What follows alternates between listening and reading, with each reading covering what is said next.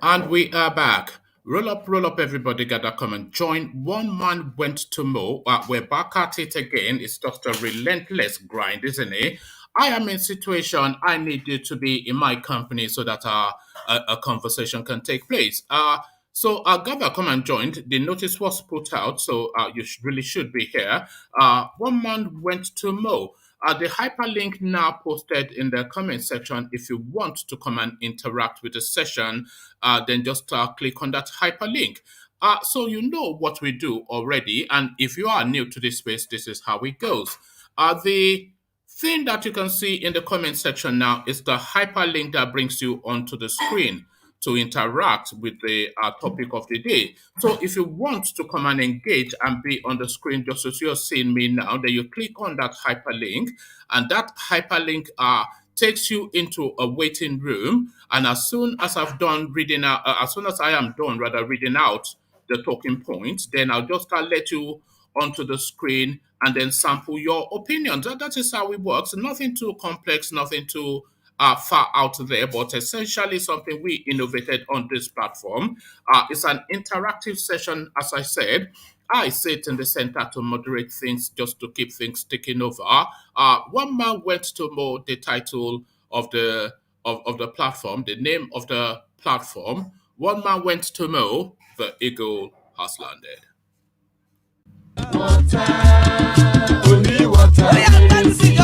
Water, only water. Where is Sima? Water, water, water, water, water, water, water, water, water, water, water. Water, only water. Where is Sima? Hapa o naido. Hapa o naido. Hapa you don't come o.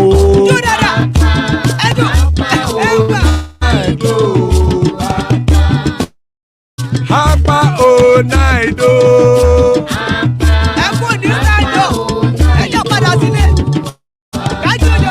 Oro kẹ̀kẹ́ kẹ̀kẹ́.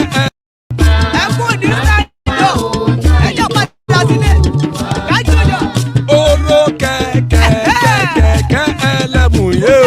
Oro kẹ̀kẹ́. Désòdìyà kẹ̀kẹ́ rẹ̀ ẹlẹ́mùrè o. Oro kẹ̀kẹ́. Bobby Master kẹ̀kẹ́ rẹ̀ ẹlẹ́mùrè o.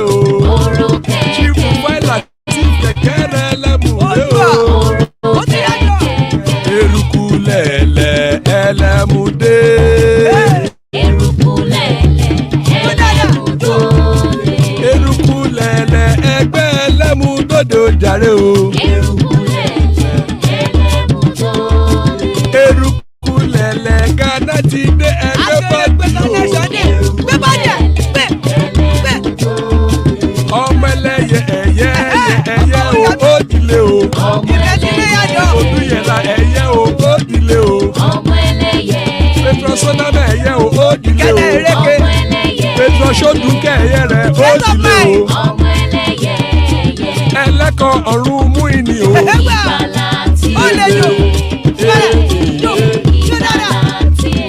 Àkùkọ ọ̀run mẹ́kọ̀.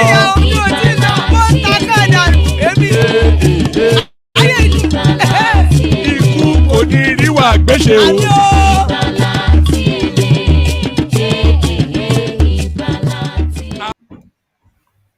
And there we are. Iku koniriwa gbeshe igbala tiele he. The care guides are Iku koniriwa gbeshe. As guys, I bring you this. Security presidency faults the economist, defends Buhari's administration. So now we've covered now in two sessions that are just editorial that was done by the London Economist, just describing how the Buhari administration is not fit for purpose.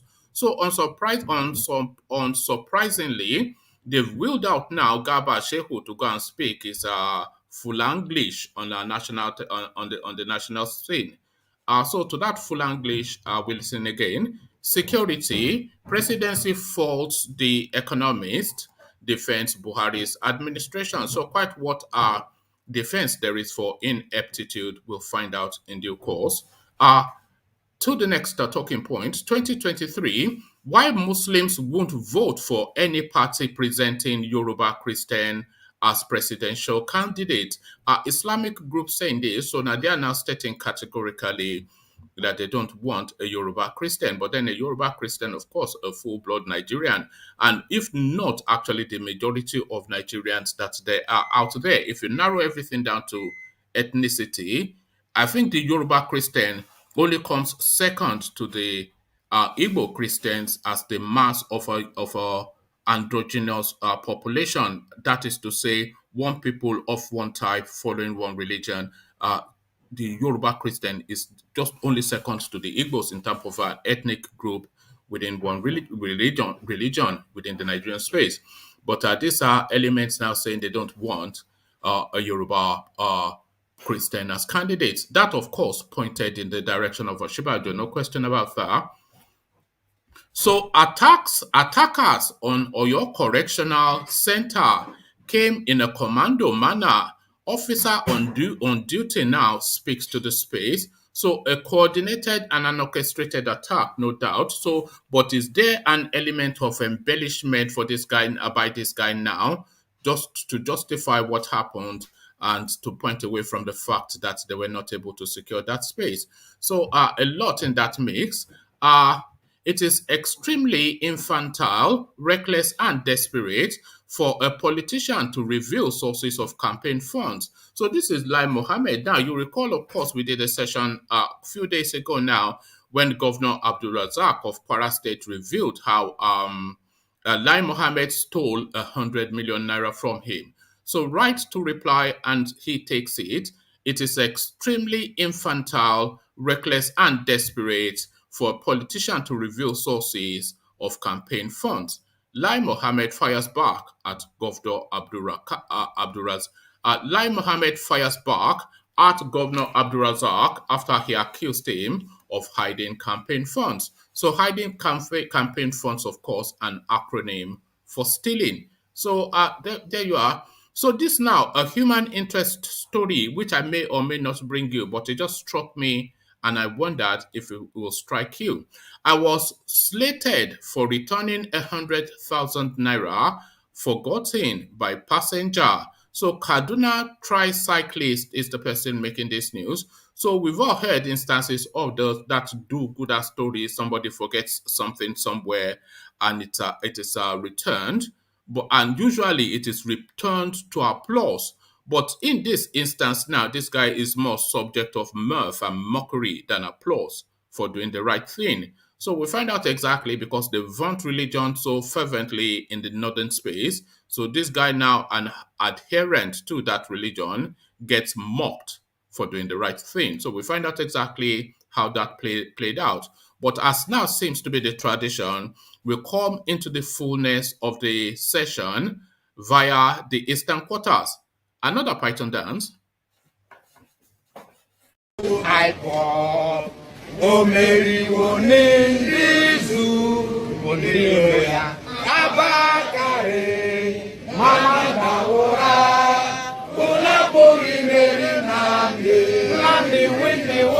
Python that's one, Python that's two, now Python that's a three. Unapoli Mary Nandi win the war. Python that's one, Python that's two, now Python that's a three. Unapoli Mary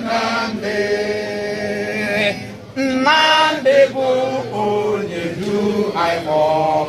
O Mary wone nizu undiroya abakare. Mamanda ora, Unapuri Mary Nandi win the war. Python that's one, Python that's two, now Python that's a three. Unapuri Mary Nandi win the war. Python that's one, Python that's two, now Python that's a three. Unapuri Mary Nandi win the war. Python that's one, Python that's two, now Python that's a three. Unapoli Mary Nandi win the war. Python that's one, Python that's two, and Python that's a three. Unapoli Mary Nandi win the war. Python that's one, Python that's two, and Python that's a three. Unapoli Mary Nandi. And there we are. Python dance once, Python dances twice, another Python dance, Nnamdi ti win a war. So Nnamdi ti win a war, as guys I bring you this. Presidency faults the economist, defends Buhari's administration. So to that now are subtitled, we should really have subtitles to when some of these people speak on national television because that's just thick set but no inflection on language which they don't have a full grasp for. Essentially, they are speaking a foreign language on television. So, to full English, the presidency has faulted an article by The Economist saying no government has squarely tackled insecurity in the country like the President Muhammadu Buhari administration. In a recent publication, the UK-based media outfit criticized the federal government's approach to addressing Nigeria's security challenges, accusing it of being lackadaisical. In a statement on Sunday, presidential spokesman GARBA SHEHU said no government has invested more in securing the country than the present government. The Buhari administration has sought to push back terrorism, which has been a threat for more than 2 decades since the first emergence of Boko Haram. It is only the Buhari administration that has now sought to intervene against the kidnapping and banditry that has been a simmering threat for far longer. Garba Shehu added, it is only this president's government which has taken on IPOB, the violent terrorist group which bombs police stations and offices of security agencies, whilst also threatening those who break their Monday sit at homes, whilst claiming the mantle of forebears who half a century ago fought a civil war. It is only the Buhari leadership that has sought ever in over 100 years to identify the root causes of the header-farmer clashes and find durable solutions. He equally likened bandits to Boko Haram insurgents, saying both groups are no different from each other. The Economist opinionated and reported on banditry and kidnapping in the Northwest. While this has been simmering for generations, it is the newest of the organized threats Nigeria faces to her stability, the presidential spokesman added. But this these two, the economist inaccurately described. Bandits who have the resources and technology to shoot down a military fighter jet are not bandits at all, but rather highly organized crime syndicates with huge resources and weaponry. Yet they are essentially no different to Boko Haram in this regard, who are now cornered. It will take time, but the president is unwavering in his determination to collapse this challenge to public order. Garba's comments adds to the debate about whether bandits who have been attacking states in the northern region, killing and kidnapping citizens and raping women and girls, should be branded terrorists. Several high-profile personalities, including lawmakers and governors, had in the past called on President Buhari to designate the bandits as terrorists. They argued that bandits and terrorists are no different in their mode of operation, and based on the damages inflicted on Nigerians, they should be branded as terrorists. I would like to echo the same sentiment and ask honorable colleagues to join the Senate in urging Mr. President to declare bandits and their sponsors as terrorists. The chairman of the House Committee on Defense, Babajimi Benson, uh, said during plenary at the House of Representatives last September. This will underline the determination of the government to combat the wave of criminality and murder conducted by bandits all over the country. So there you have it now. Just the usual nonsense now. It's like they seem to have an upside down view of the country, the Buhari administration. Or is this just spin doctoring at its finest? So everybody, including outsiders that have no dog in the in the fight, they are saying that look, this country is imploding and nobody is taking charge of it.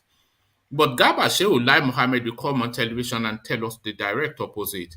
This guy is telling us that Babangida is defeating the terrorists, as we continue to read every single day that if you drive down any motorway anywhere in Nigeria, they will gun you down and kidnap you, and woe betide if you had your wife with you. So this is the thing now that is going on. So there's the direct experience, and there's this thing now that is people are saying in the media space.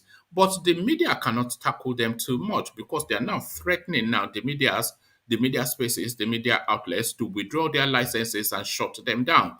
We've seen just all manners of punishment against the media. So it gives this guy then a free run to tell us that Buhari is winning against the terrorists, whilst not that long ago the terrorists shot down a fighter jet. Just a week ago, they blew up the rail tracks.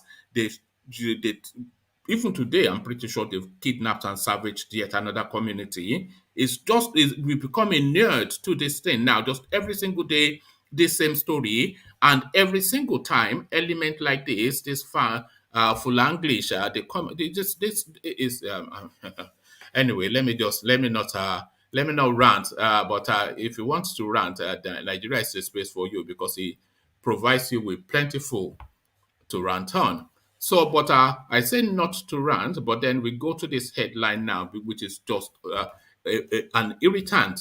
2023, why Muslims won't vote for any party presenting Yoruba Christian as presidential candidate. Islamic group, a Nigerian Islamic advocacy group, Muslim rights concern, Muric, has warned that political parties should not sideline Yoruba Muslims from obtaining the presidential ticket during the coming 2023 presidential election.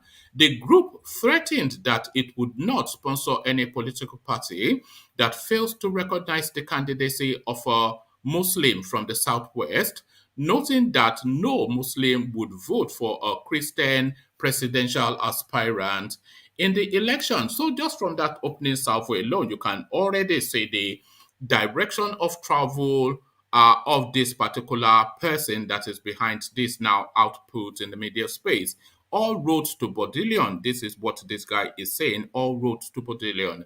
He's saying that his group will not support any party that does not present uh, a Yoruba Muslim for the presidential ticket, essentially, is what he's saying. So that automatically discounts Oshibanjo and the lead Yoruba Muslim face that we have in play, of course, Bodillion. So is this a sponsored piece then? The group threatened that it would not support any political party that fails to recognize the candidacy of a Muslim from the Southwest, noting that no Muslim would vote for a Christian presidential aspirant in the election. Its director, Professor Ishaq Akin Tola, stated that since 1960, no Yoruba Muslim has ever occupied the state house, either as president or vice president. He then advised political parties and political aspirants to heed the call. So let me just anyway, let me finish this paragraph, and I just want to acknowledge something. He then advised political parties and political aspirants to heed the call by the group to include Yoruba Muslims in their strategies for the election. So it's just the narrowness of marginalization. Any and everybody can speak of being marginalized. Yaya Bello is arguing for the presidency to say that in the history of the country that they've never had somebody of a North Central extraction. So he's just narrowed it almost to his own.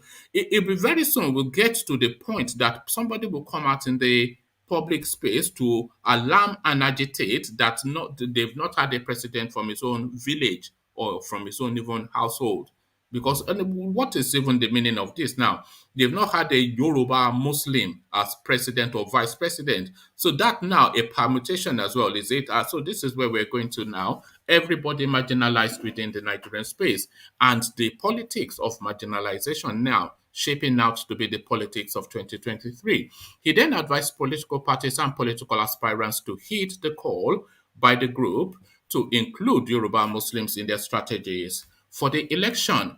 In its statement on Monday, Muric said, as public discourse in Nigeria zeroes in on the 2023 presidential election, we see the need for us to reiterate our position on the need for a Yoruba Muslim presidential candidate from the Southwest. This we find necessary in view of the proclivity of Nigerians for mass inertia. First, it is imperative that we remind Nigerians that this is not the first time that Muric is making a case for a Yoruba Muslim president. In fact, it is the fourth time, and we have the record. Our first statement on the matter was issued on the 23rd of February 2021, and it was captioned, "Why has no Yoruba Muslim ever occupied Aso Rock?" The second statement on it was on the 11th of May 2021 under the title, "On Yoruba Muslim Presidential Candidate We Stand." Muric tells Obasanjo that statement was made when feelers emerged that ex-President Olusegun Obasanjo was trying to draft the current president of the African Development Bank, Akinwumi Adesina, to contest for the highest office in the country. The third occasion was on the 7th of June 2021 when we noticed that mischief makers were trying to use our position on the matter to create religious acrimony. They deliberately misquoted us and claimed that Muric had rejected Christian candidates, whereas that was not true. It is still not true. That clarification was made under the title, "Muric clarifies on Yoruba Muslim president." The problem with this Muric is they don't sum it up in just short paragraphs. It's just going to be an essay. Uh, Our claim that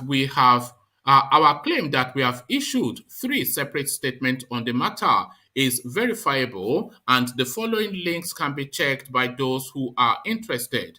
We find it necessary to reaffirm our position today because presidential candidates are now warming up while the political parties are mapping out their strategies for 2023.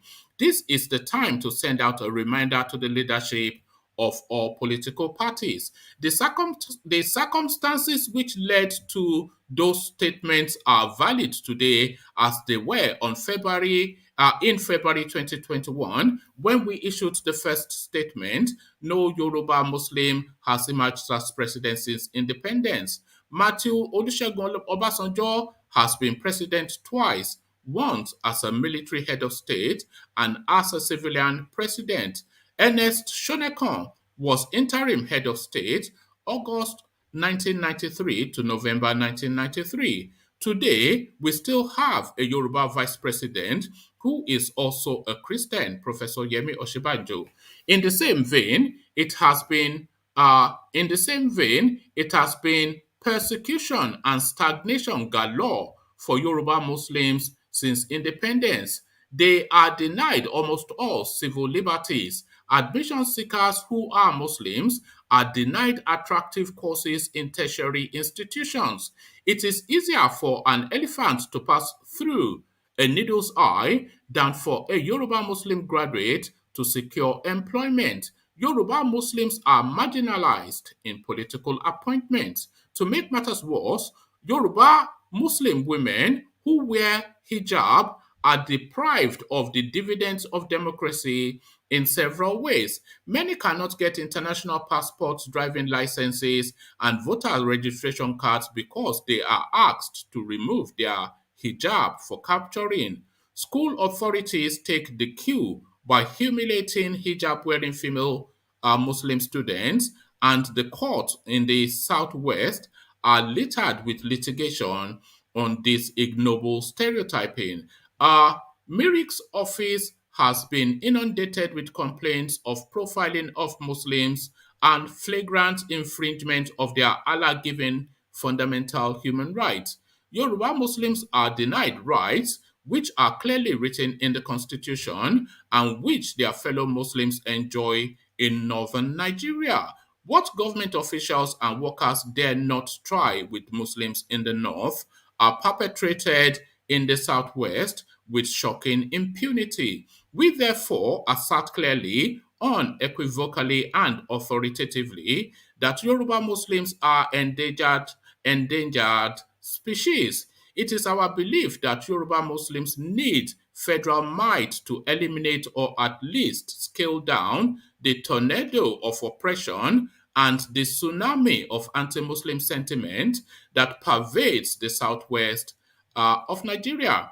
Only a Yoruba Muslim president who knows what has been happening can do this effectively. Who feels it, knows it. For microscopic clarity, however, we assure Nigerians that our desire for a Yoruba Muslim presidential candidate is not for a pound of flesh from Yoruba Christians and their government officials who have been oppressing Muslims in the region for ages. Rather, it is for the president who will rescue Yoruba Muslims from the shackles of religious apartheid without denying the Christians their fundamental human rights. Again, it is important to state that this is not a categorical statement for the rejection of a Christian presidential candidate in Nigeria. This statement is on the Southwest alone. We have no objection to a Christian from any other part of Nigeria emerging as presidential candidate. What we are saying is that a Muslim should be picked if the presidential candidate is zoned to the southwest by any political party. For the avoidance of doubt, Muric has no favorite political party in this affair. Any political party that picks a Yoruba Christian as its presidential candidate come 2023 should kiss Yoruba Muslim votes goodbye. No political party should tell us that they cannot find a competent Yoruba Muslim.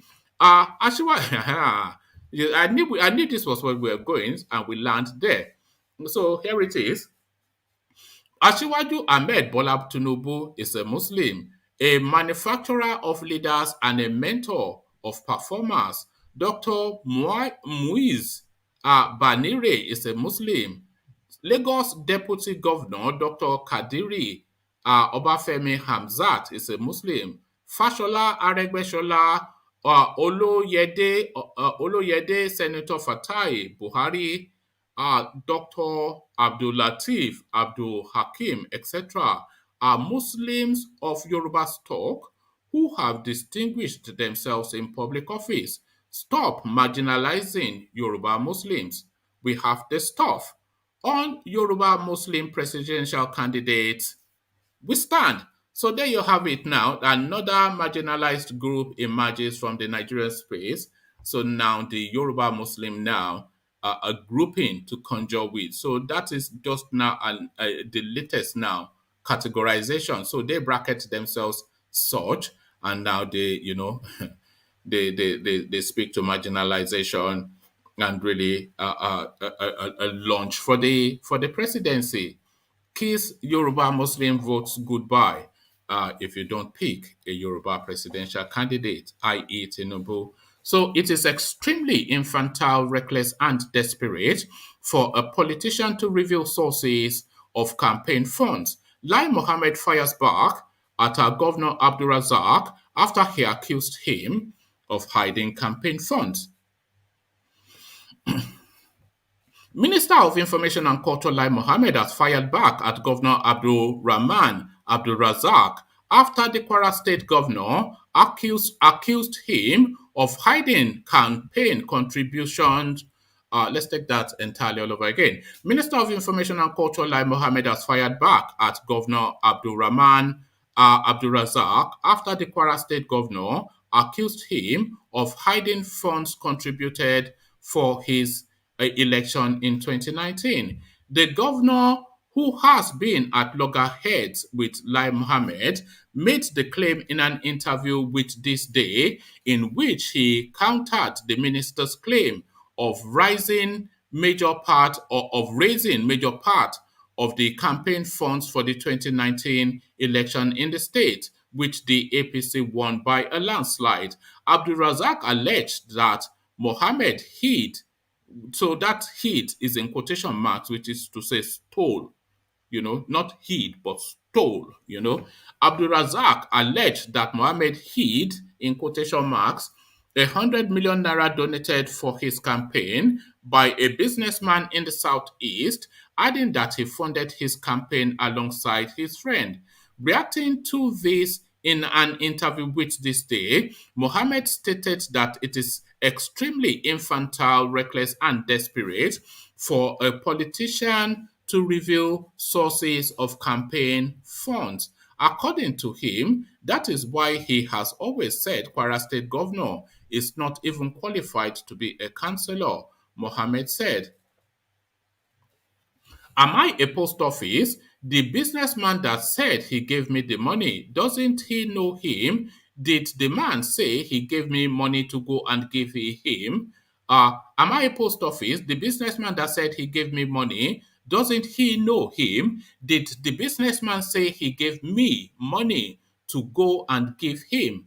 As I said, it is extremely infantile, reckless, and desperate for a politician to start talking about who gave what for a political campaign. I mean, it is the heights of desperation. It is the heights of recklessness. It is the heights of immaturity. And that is exactly why I say this guy ought not even be a councillor. I am serious. I raised funds from friends and associates to execute the 2019 campaign in Kwara State.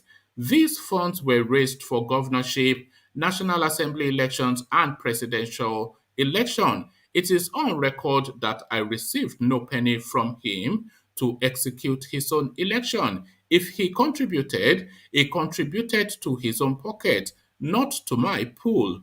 I am saying it and I challenge him. Did he give any money to the party for any logistics during the election? I am going to give you a copy of the press release by the party that the only person relied on for logistics was Lai Mohammed. I challenge him, maintaining that he has never lost an election in his word since 2003 in reaction to Governor Abdulrazak's claim of having no political influence. Lai Mohammed insisted that he and some of his colleagues were responsible for the successes recorded by Kwara APC in 2019. He added, as I said, he accused me of zero electoral value. Well, I said that my records are in every election. Even in opposition, I have always won my word. And again, that interview has done him great disservice. If there is anybody who is fraudulent, I think it is him. On claims of not having a house in Kwara State, Lai Mohammed said, even when I was campaigning in 2003, I had a house in Ilorin. In 2003, I had a house in Ilorin. How about 2019? My house in Oro was a mecca for all of them. How many times did he come to my house in Oro when we won the by-election? So the back and forth then of Kwara politics, pocketed dollars or no pocketed dollars, that is the question.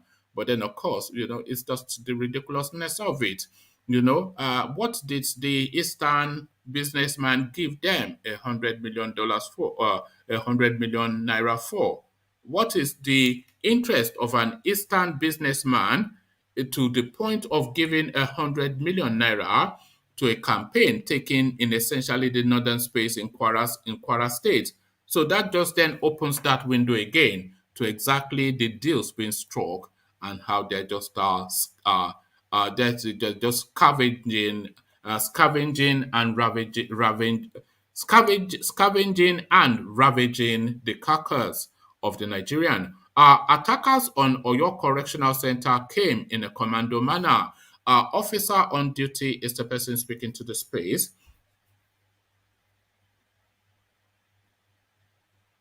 So bear with me.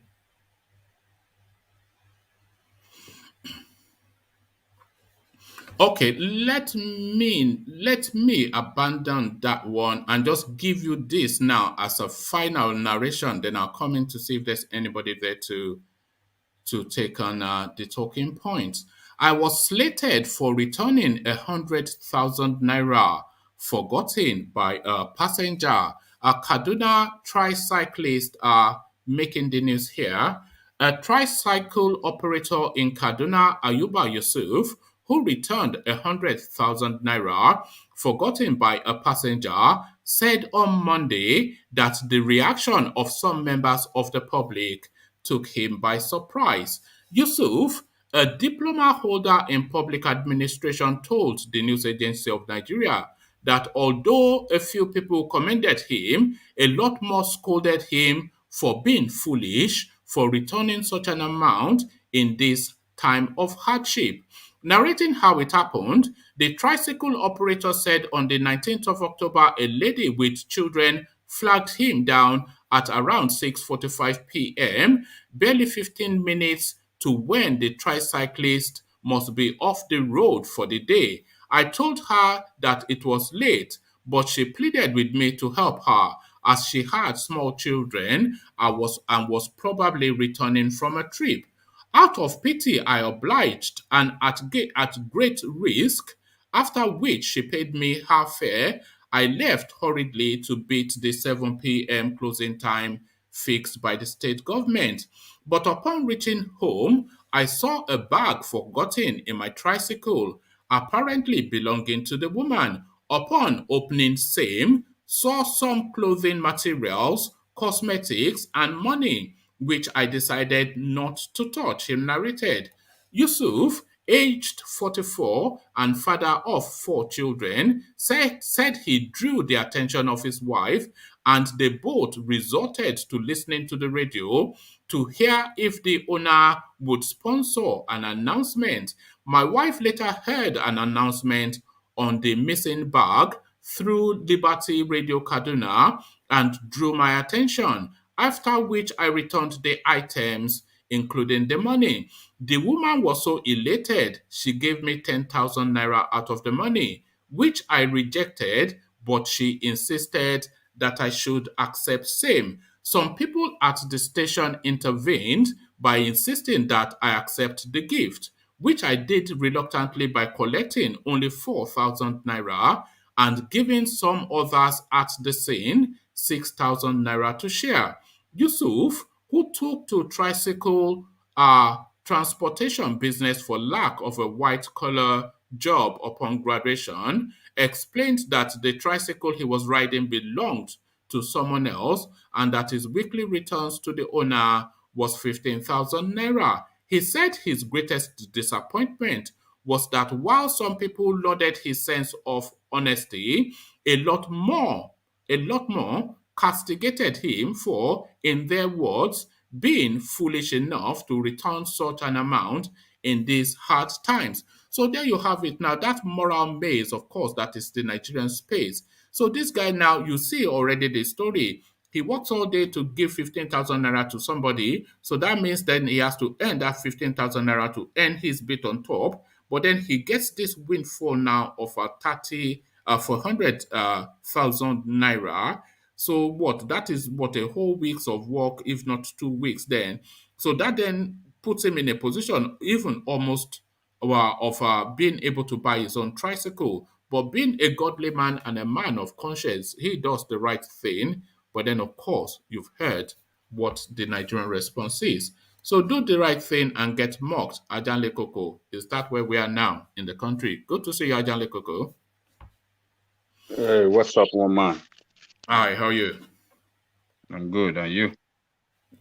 I'm good. So this man from Kaduna is just nothing to do with politics, but it just struck me the moral maze that is Nigeria. Obviously, a man of low income, low Spartan means finds 100,000 naira in his tricycle.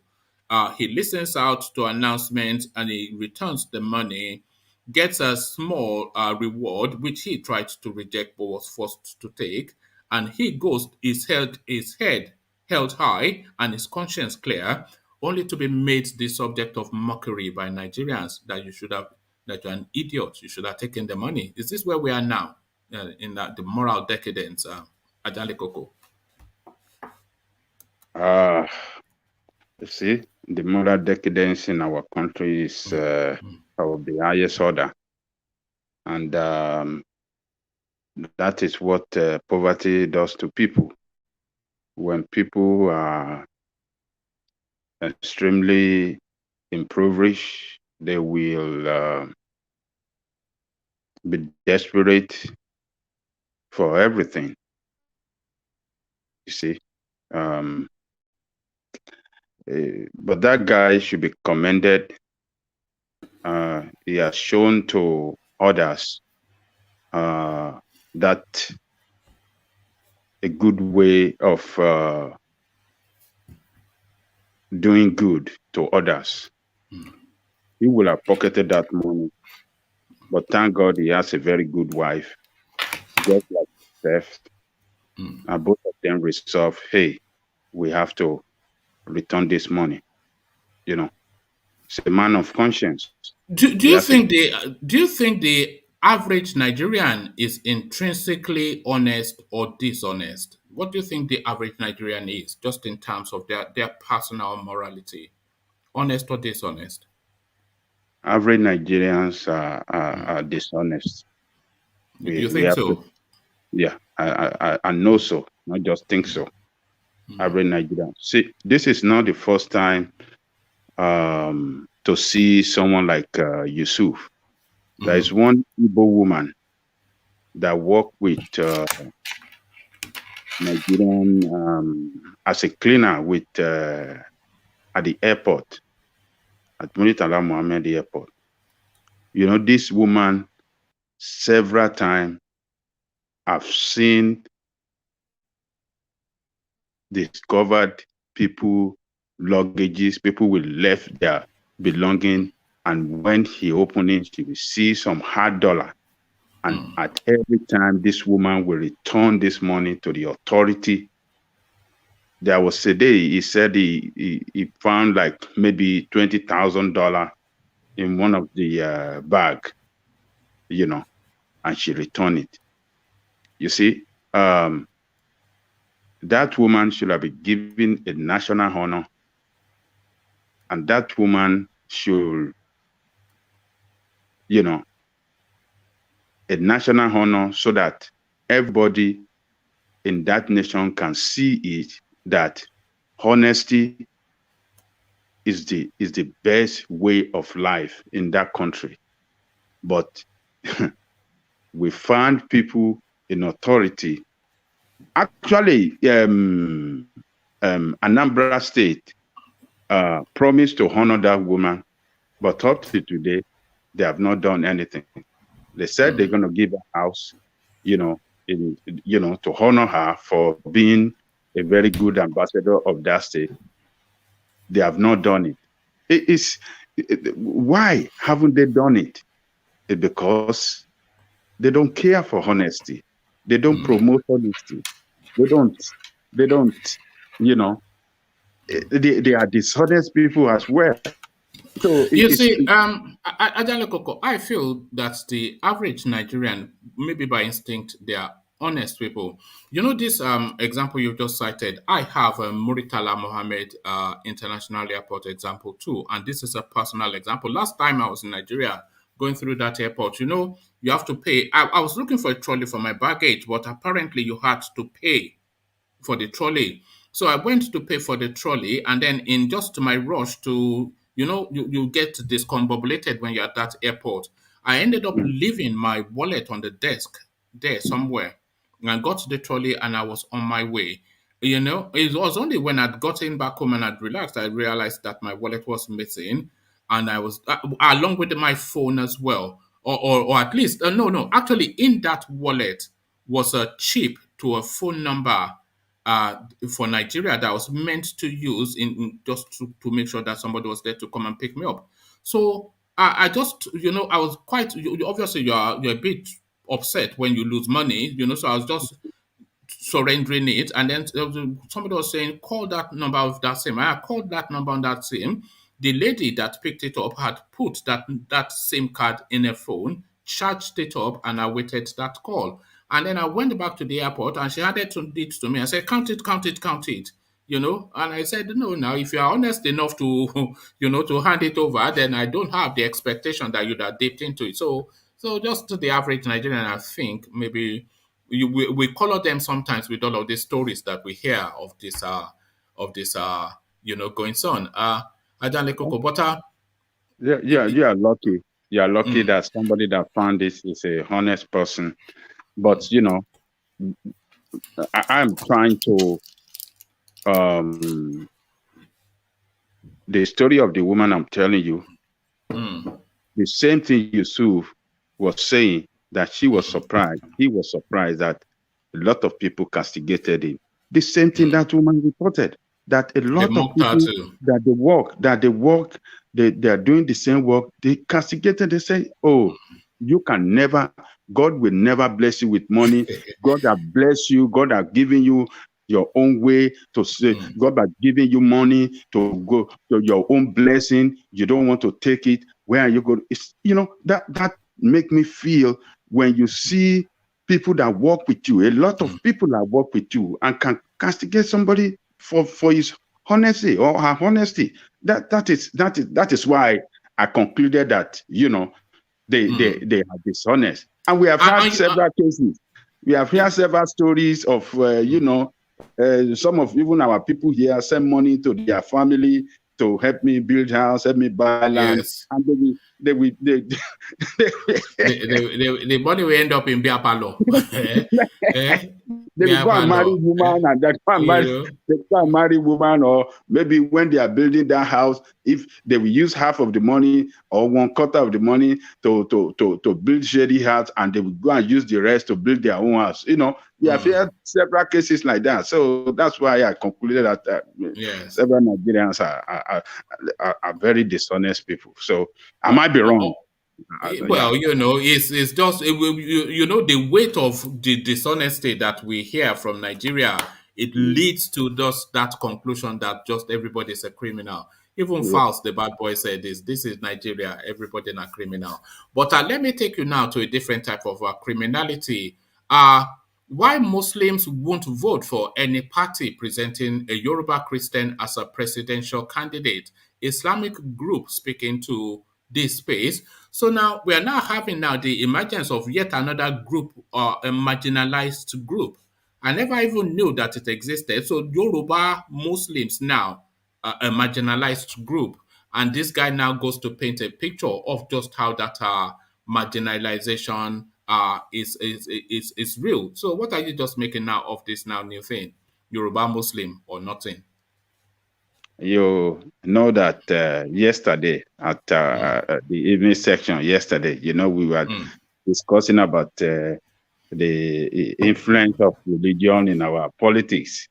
And Mike was saying, oh, people don't care about religion. It's just this thing. You see, I'm glad that this came out this morning. You see, we still have some people that are still religious fanatics, and they mixes religion and politics in that country, and it's everything they think about in all their conduct, or in everything that they want to do. What is their religious interest in it? That is what they think about. So we have them like that, but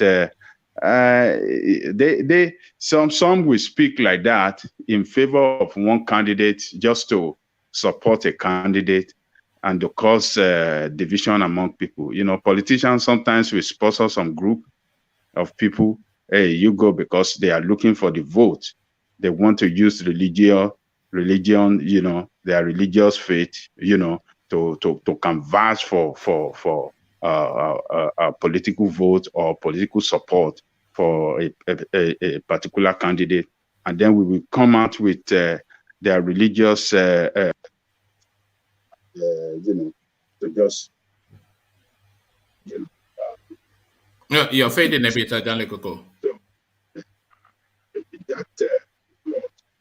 We're losing you somewhat. I heard you. Oh, yeah. Hold on one moment. No, you're back now, yeah. Can you hear me now? Yeah, much better. Okay. So in that report, he ended by canvassing for Tinubu for president. Yes. And from the first paragraph, you knew he was going there. We knew where he was going from the first. But when you say we only want a Yoruba Muslim, who else is a Yoruba Muslim apart from Tinubu? Don't say you are campaigning for Tinubu and let us move on.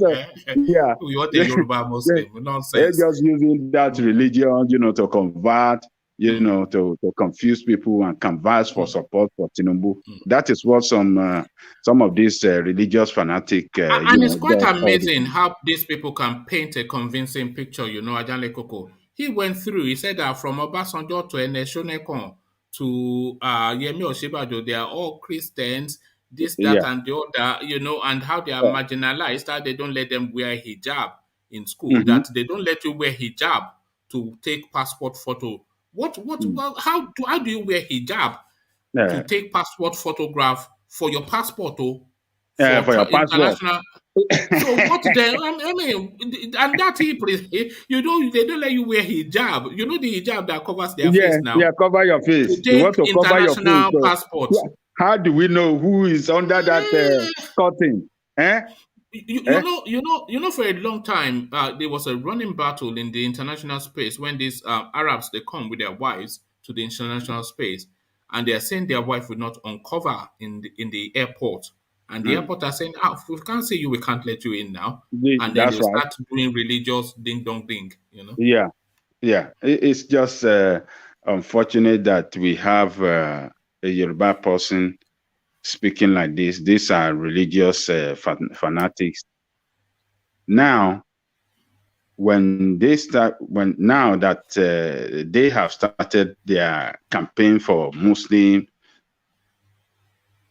then the Christian will counter it. And what do we see? You see people divided alongside religious line for political candidates, to support. It's just unfortunate that this kind of people just came out and start analyzing nonsense about daughters as being our leader in the past. It's unfortunate, and I wish a spokesperson for Tinubu can respond quick and said, I don't want religious campaign for me, and just put a stop to it right there. That everybody, I see everybody as one. Either you are Christian or Muslim, we are the same people. I don't want religious bigotry. I don't want religious campaign for me. And just put a stop to it. And then they'll keep their mouth shut. Politicians should be courageous. They should be courageous to stop and intending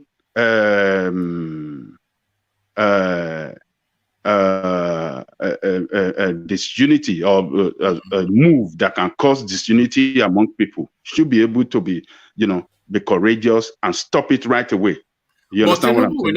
It plays to Tinubu's advantage, though. And what will likely happen is another group will come out and just re-echo that, and then you'll hear it echoed in the north as well, that yes, the Yorubas have never had because it narrows, because with that now in the headlines, it sweeps out Osinbajo or any other, Osinbajo being the most prominent non-Muslim that is contending for that space. So it sweeps him out, that then just leaves Tinubu as just that one Yoruba face. So this is what they are doing, and they will do it. They have done it already anyway.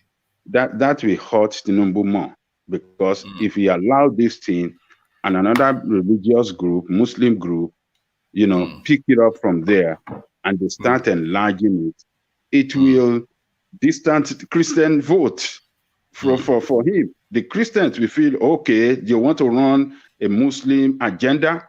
No, I'm not going to be part of it. It doesn't matter whether it's a Yoruba man. I will rather vote for Igbo man that is a Christian that will protect my interest than vote for Yoruba man that want to promote Islamic interest. So it is better for Tinubu, his associate, not Tinubu, but some of the spokesperson to come out and condemn this campaign and said, this is not what we want. We don't want religious campaign. We want, religious unity among all of us, Christian, Muslim. That is what we want. We don't want a religious campaign for Tinubu, but Nigerian campaign. Everybody involvement is what we want. So that will help better. And just stop that nonsense. Otherwise, when it spread, then Christian will start calling for Osinbajo. Come on, kick off. We want you. You know what will really kick this thing off is if the Christian Association of Nigeria responds to this, because this Muric is a well-known, established organization in Nigeria. This led by this Akintola guy who wears this. He thinks he's an Arab or something. He wears this scarf on his head. This tea towel on his head.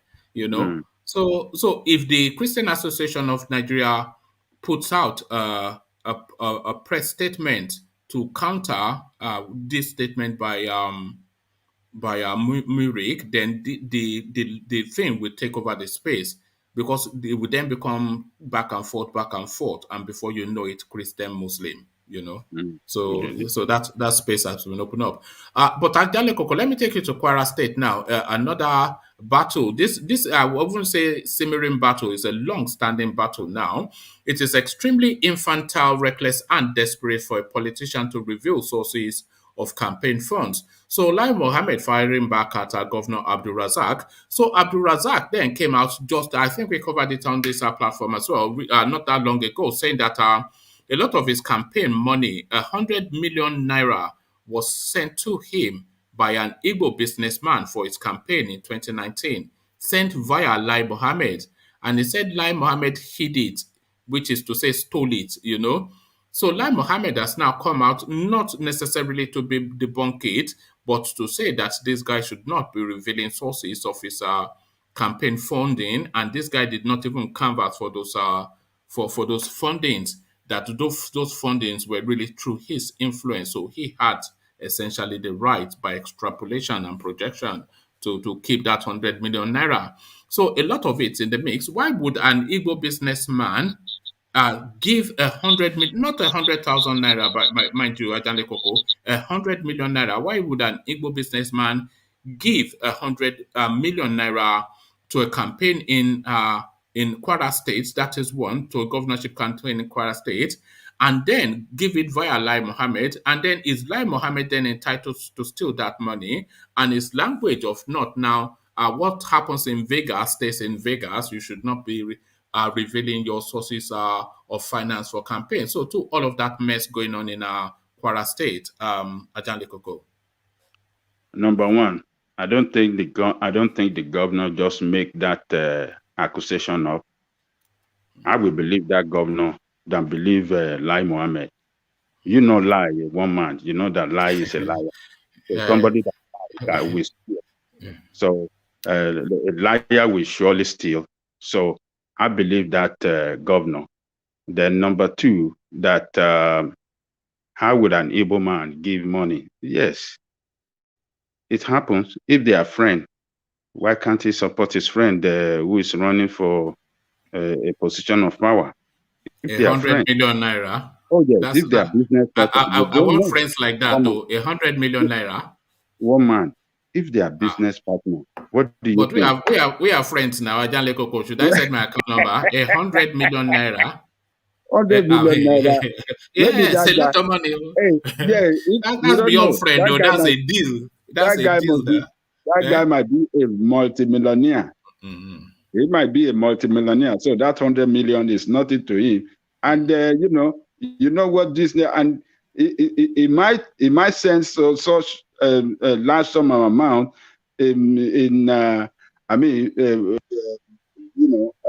for he might have sent that money and so that he can get something in return, like a big contract. Of course. Now, what do you mean he may have? Certainly, that is what it's all about. I mean, that's hold on, my speaker, my audio is. That means why is it better now? Yeah, no, it's better. It's better. Why you say may and might? That is exactly what happened now. He's buying his influence for the future. Oh, we've lost Adjani Koko. Or maybe it's also probably what kind of business is the man doing, woman? I don't know, a businessman, they called him, you know. You might need some contract or what, or some favors. Of course, now, if you bear with that's I mean. Can you hear me now? Yes, carry on, Adjani Koko. Okay, what I was saying is that number one, there could be a long-time friend, and he's giving that money to his friend to achieve a political ambition. Then number two, which is attached to number one, is that yes, he could give so much in anticipation for something in return, that when his friend gets to power, his friend will recognize him that, oh, he helped him with so much money, and he can get a big contract. You know, money go for money now. So what do you think? If you are going for president, you want to contest for president, one man, and I give you 100 million naira to support you, wouldn't you give me some contract when you get there? That's what I'm saying. That means why you tell it. That's it now. You are saying they are friends. What is friends have got to do with the 100 million naira? Yes. Friends and 100 million naira, they don't go together. They don't say those two words in the same sentence. Friends, 100 million naira. No, never. You know, our friends, we do that at Bia Palo. 100 million naira, we do that in Deal House. Friend must help each other now. Help me. But I mean, help me today, I help you tomorrow. That's the way it works. So that guy, I will believe the governor. I believe the governor 100 times before I will believe. I don't think if I will ever believe Lai Mohammed. Lai Mohammed is a liar. Is a first degree liar. And that man will never stop lying. So, but if you in his statement, he did not deny that. He did not deny that. That he got the money and he kept it, but he's telling the guy that you didn't never contributed, you know. But then what happens now? Because we covered this story, as I said. Lai Mohammed did not deny that I don't think he denied. No, it didn't deny that the money came to him. It didn't deny that the money came to him or something like that. I was trying to recollect what he did not deny. No, he did not deny that the money came to him. But what he was saying was that why would the money come to him? So it just used, he's good with language. So he tried to obfuscate and he attacked the man instead. But Adjani Koko, we had done this story in a previous session. And in that session, when Governor Abdulrazaq, when he broke the story, he said that the Igbo businessman, he phoned to congratulate him when he won the election. And then all he said to the Igbo businessman was, "Thank you, sir."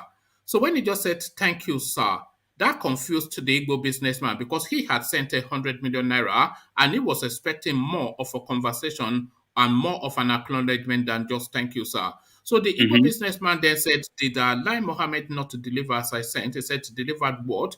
And then the Igbo businessman then said to him that, "Look, I sent 100 million naira through Lai Mohammed." So that was how he knew. The Igbo businessman was then coming in then to say, "Look, I've sent you this money. How far? You know, so that's how that broke. Yes. I wish the governor can go further to disclose the name of that Igbo woman, to disgrace this No, they man. can't now. They This can't now, man you they know. call Lai Mohammed. He's a liar. And the governor should take up a courage to disclose the name of that Igbo businessman. So that we can all Koko, to Lai shame Mohammed is once doing and his for job. all. We can put him to shame once and for all and expose him that, hey, this is the spokesman of Nigerian liar government. Look at him. He's doing If he his can job. pocket Nobody can stop him. He's doing his job. Nobody can stop him. I rate the man. I congratulate him. He's doing well.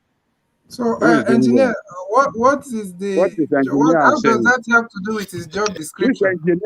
This engineer self, I don't understand him sometimes. Sometimes they play corner. I don't understand this engineer sometimes. How does that have to do with his job description? Lai Mohammed is doing his job. That's what he is signed for. So he has to do it in a professional way. No, job. Maybe because you're using the word his job. I mean the phrase. Maybe that's where you're confusing people. When you say he's doing his job, they'll ask you, how is his job description part of whatever he did? How is it part of his No, job I think engineer is speaking to the greater space. When Lai Mohammed will just come in and dabaru everything, and before you get to all his mess, so he's speaking like metaphorically. Yeah, metaphorically. Yeah, okay. It's been sarcastic, as Alexander said. Yes. So back to Ajale Koko. So I wish now that he responded to the governor accusation, I wish the governor can take that courage to mention the name of that businessman and the businessman. That would be a cardinal sin. That would be a cardinal sin. Yeah. Deals done in the shadows are never brought to light now. That is the number one rule of politics and business. Deals that you do in the shadows, you don't bring it into the light now. Even he has crossed the line by even saying what he said. He has crossed the line already, that governor.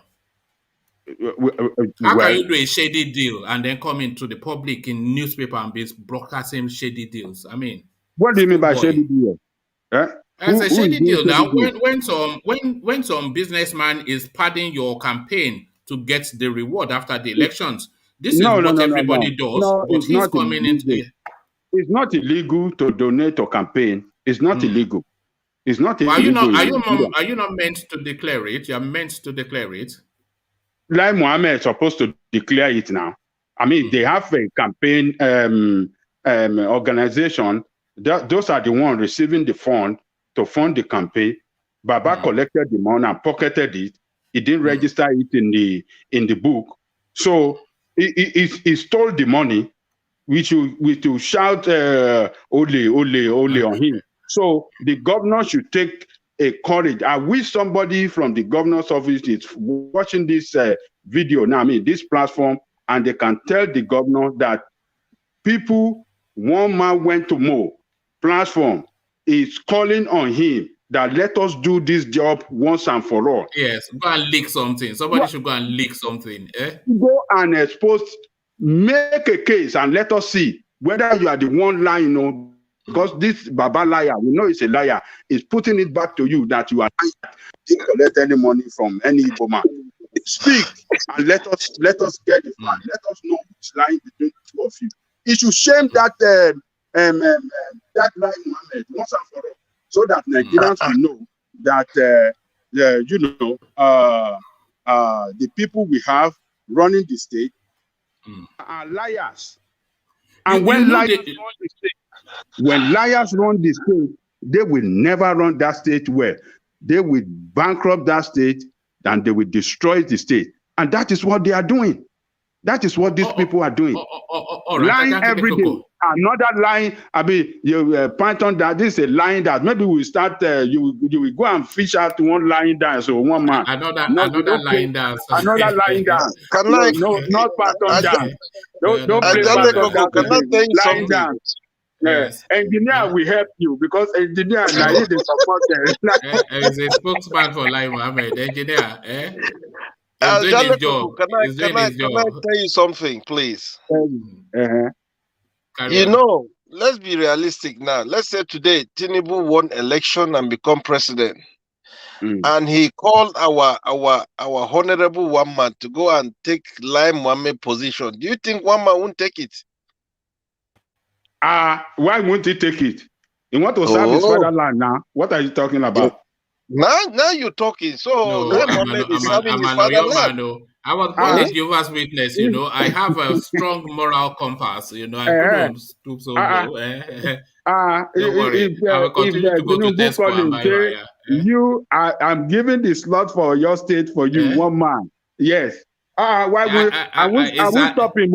I will stop because you know, one man can speak very well. And is engineer applying to be my agent? Are you applying to be my agent, engineer? Look at this. Look at that. You know, but I was just going to say, maybe we use his high moral value to reform, to sanitize the place. Yes. To sanitize the place. We have to let him go, engineer. What are you saying? I was just going to add that the best opportunity to make money, if not only just in Nigeria, but anywhere really, is during a Nigerian political campaign, because they move with just earth-shaking money and they move in cash, you know. So they just said we're going to pump all of these monies to this election. And the closer you are to the decision making, the more the money comes to you. So you are the one. They'll give you that bag to go and settle the Yaoloja. They'll give you 100 million, 150 million in cash. You will go to Yaoloja, you give them 50 million, they will dance around.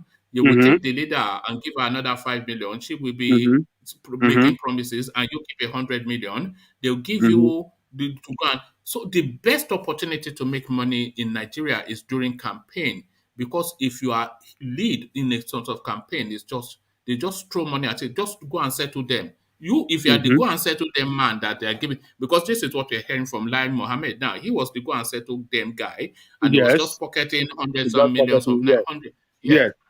Yes. He might have pocket more. That is just one of those a lot of money that he pocketed. So more have been into play. So, but that governor should go ahead and challenge him and come up with the name. And that Igbo man that donated that 1 million should be courageous to bring out a fact to. I gave this money to this man, and let us put him to shame. So politicians during the election period, just like you said, those that are in position of disbursement of funds during campaign, oh man. A lottery win. That's a lottery win now. They make a lot of money. They make a lot of money. Particularly if you can't beat them, that are hey, engineer, don't come with his rhetoric now. Join them. Look at MC Oluomo living the life of a prince. You know, just he works. MC Oluomo, he works just once every 4 years. He only works once every 4 years. When the election comes, he works, and then for the rest of the remaining 4 years, he's just enjoying life. You know. So that is why you see those in the position of the chairman of the state. I mean, I'm talking about the chairman of the party. And the chairman of the party in the local government, man, they make money because the federal will send money to them. They don't disclose how much is sent to them. It's at their own discretion. They will disburse the fund to local government. And so every candidate that is contesting for the position of governors, for the position of senator, for the position of federal federal rep, house rep, they come to them and give them money because they don't want them to be skimmed out. So they will always bring. So they make a lot of money. Those in charge of the party is money. Is a money position, and they all take right. a lot of budget too. Particularly if their candidate win. Oh Lord, Yes. that one is a Yes. engineer too go shop because they go call I think engineer. with this You want buy, calling, you want build Ajale house, Koko, we should so have been in ah. politics. Eh? Maybe we should have Engineer go taken to chop because politics. they go call engineer, give am call engineer come build Yes. house for us, come I build will this be the first to go and collect it and sign. And look at that. Look at that. yeah. So all this If you can't moralizing that join you them, moralize if you here. can't beat them, join them, You join right? the. Look at that. Oh, okay, it's all coming out now. So I guess we are all jealous then that we are not the ones looting. Is what is coming out now. So thank you, Ajale Koko. Let me go on to Insibide for reasons of time. Insibide, are you Okay. still there with us? Yeah. So this moral maze now that is the Nigerian space, this was where I opened up with Ajan Lekoko. I'm not quite sure when you came into the session, but this man, a tricycle rider in Kaduna State, he just as the last job of the day, picked this woman up, dropped her off. The woman forgot her bag in his vehicle. He got back home, went through the bag, saw clothing item, cosmetics, and more importantly, 100,000 naira. The woman made an announcement on a local radio station to say that she had misplaced this thing. This guy takes it back to that radio station. The woman offered him a reward of 10,000 naira, which he rejected. They forced it on him. He took 4,000 and gave 6 out on the spot. But then, to his surprise, he's being castigated and being mocked and ridiculed. That in these hard times, this guy now is foolish enough. This is the phrase that is being thrown at him. Foolish enough to return such an amount in these hard times. So the moral maze, the moral decadence in Nigeria. So traditionally, you want to hear that it is overwhelming applause that this guy is getting, but the bulk of the reaction to this do-gooding is just to ridicule and mirth. So what are you making of that? Is the moral decadence in Nigeria so much now that just doing the right thing now is more ridiculous than doing the wrong? What are you making of it, CBD? Yeah. I think we've known the Hausa for a long time. It's not just Hausa. There are good people everywhere. I know of a family member that picked up a wallet that has credit cards and had about, I think, $150. And then when she saw the contact of the person, she called and she went and returned the whole thing to the person. They agreed to meet somewhere and he returned everything. And he gave her the $50 on top. And just like, for appreciating and transport and everything. But the thing is, it's there. And for the Hausa people, I'm not surprised because even from my experience with, you have to know that the Hausa, most of them are very honest people. Yeah, that's the truth. Many of them are honest. So I'm not surprised that he did something like that. But the only thing is, I don't know right now because of the situation of the country. We don't know how many. We don't know which people. If some people have changed their character, we don't know. But from the best of my knowledge, I'm not surprised at all because I've known them for that. Okay, but what are you then making of just the the public opprobrium, the backlash, the ridiculing, the just belittling him that you silly man? Yeah, Does that well, reaction surprise you? It got a lot of some applause, but the overwhelming reaction was just to ridicule and mock him. yeah, probably the people mocking him are, people that are frustrated with a lot of things. So, but they are mocking the wrong person.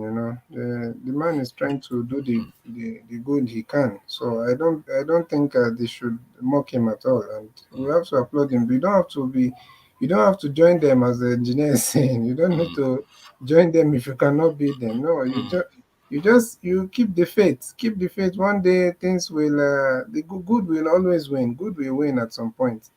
And just to the question that I put to Ajanle Koko and CBD, The Yeah. everyday Nigerian, on average, is it honest or dishonest? The everyday, just the average Nigerian, is the average Nigerian an honest or a dishonest man? Well, I believe majority are, to be honest, majority, for me, I believe majority are honest. Yeah, majority are honest because of, the thing is that evil, bad gets a lot of publicity and magnification. So that's why it seems like there are so many bad people or so many, you know, people that are scamming people. But there's a lot of good. There are people. If you meet an ordinary man on the streets, you will see how you'll be surprised how kindly they'll treat you and how, So that's the thing. But bad gets a lot of is it publication? Publicity, yeah. Publicity, yeah. All right. Thank you, Nsibidi. So now let me take you now to politics. And this new now, we talk about marginalization all the time. There's nobody now within the Nigerian space that is not marginalized. So the latest group to conjure with now is the Yoruba Muslim, a group that is now claiming that they are marginalized as well. Muric, the acronym of the group championing this particular narrative. And what they are presenting is that in the history of Nigeria, no Yoruba Muslim has ever had a thrust, never mind occupying the front seat, the first seat in Nigeria. They make the argument, Olusegun Obasanjo, he was president. They talk about Osinbajo, who is vice president. They talk about Ernest Shonekan, who was interim for about 6 months. And they're now talking about Obasanjo now championing Akinwumi Adesina, the African bank man, who also a Christian. So this now a new narrative to the space. Yoruba Muslim rather, as a marginalized subgroup. So what are you making then of the headline? Why Muslims won't vote for any party presenting Yoruba Christian as presidential candidate? Islamic group gets the credit. What says you? In simple. Yeah, it's funny. As much as I would like to admit, that I'm a Christian, I think people always try to draw when you're making a religious comparison. People like saying the Muslims. I believe that there's a little difference in terms of how they operate. Because if you look at the Muslim, everything has to be done just the way it is from the founding countries. It's how they're, the same language and everything. But Christian is a bit more. You can't tell me because I'm a Christian I have to be speaking is it Hebrew or where I think it's from Israel. So it's a bit different. So this kind of that's why Islam is a bit peculiar. Or should I say different? Let me not use any word that You see, that Abdul is not Mumuni will friendly. start attacking you in the comment section in a minute. Eh? Yes, so that's what I'm saying. Islam is a bit peculiar because they have this thing. That's why the other day Mike was saying something about Saudi Arabia. Not to me, it was not making any sense because of that uh, alignment that they have. Everything is just flowing from one direction. So even if they have the different sections, so far, the Sunni, and the other one, the Shia. Shiites, yeah. Yeah, you will just discover that it's more about some kind of belief of leader, but in terms of the pattern of worship and everything, like you see, Yoruba man will speak Arabic like very fluent if he wants to pray, and someone like me, I don't even know anything in Latin or Hebrew. You see, so that's and also if you're looking at the way they are trying to politicize this thing now in Nigeria. This is the reason why I usually blame more the people than the politicians. Because I'm telling you, without us, the people, there is no. I don't know why people can't get that simple logic. They think that the people like saying this thing, the politicians come and use your head, use your mind, divide you. Who are they dividing? Are they dividing vegetables or oranges in the market? They are dividing human beings that have the mind to reason. So these people now have come probably from the Tinubu's campaign. They've come with uh, another political angle to this. And like you said when you were talking with one man, if I mean with Janle Koko, if they uh, if they now start responding to each other, maybe can respond, this thing becomes like that's what they are looking for. They need that adversity there so that people can choose sides. It's easier for them because they can't do anything without dividing people. That's the thing. That's the number one strong, the number one gameplay of politicians. They have to make sure that they create a clear distinction, we versus them. And once they succeed in doing that, then they can now easily do whatever they want to do. And that's exactly what this guy is trying to play. It's a dangerous game. That's why I'm saying they don't care about you as a person. They have always admitted that politics is a dirty game. You've never seen a politician. So I don't even know why we call them liars, Do, because do they will you say, think do you think the 2023 politicking is going to be primarily, at least a lot of it will be about religion? It's going to be a religion type politics, which well, the language of it is going to be the tickets, the faith of the people in on the tickets, and that will be the politics. It's going to be about faith and tribe. So yeah, yeah, well, probably tribe. 2023. I think the faith all probably mostly it's becoming a big, it's a growing discussion in the southwest, I think. But I think for every other part of Nigeria, they're looking at it more from a tribal, ethnic kind of angle, or regional kind of angle. But what I'm trying to say is that these people, okay, for example, if they go that route now, if they decide to do Tinubu versus Osinbajo, Osinbajo yeah. in the southwest. Which is what this article is opening up.